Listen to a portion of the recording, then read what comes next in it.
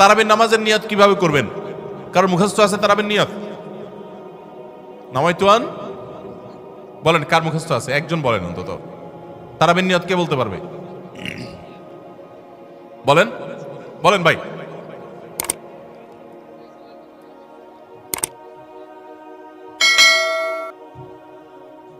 মাশাআল্লাহ মাশাআল্লাহ, এই ভাইয়ের পুরস্কার দেওয়া উচিত। বসেন, আপনি অনেক কষ্ট করে মুখস্থ করছেন। তুমি রোগড়া সদরের লোক ভাই, কালো কাহালো। আচ্ছা ভাই, তারাবির নামাজ বা যে কোনো নামাজের নিয়ত জরুরি। নিয়ত ছাড়া কোনো আমল হবে না। কিন্তু নিয়তটা হলো মনের ইচ্ছার নাম। নিয়তটা কিসের নাম?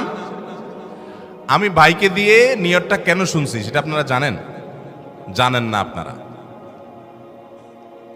আমি ওনাকে দিয়ে কেন শুনলাম বলেন তো? কে বলতে পারবেন? কে বলতে পারবেন? আমি ওনারা দিয়ে এই জন্য শুনছি যে ওইটা আমার জানা ছিল না।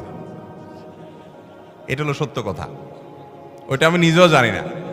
নামাইতুয়ান দিয়ে শুরু এটা জানি, কিন্তু বাকি শেষেরটা আমি জানি না। এই জন্য আমি চাইছি একটু শুনতে আর কি। আমি জানি না এই জন্য যে কোরআন হাদিসে কোথাও পাই নাই। এখন ভাইরা কেউ পাইলে তো ভিন্ন কথা, আমি কোথাও পাই নাই।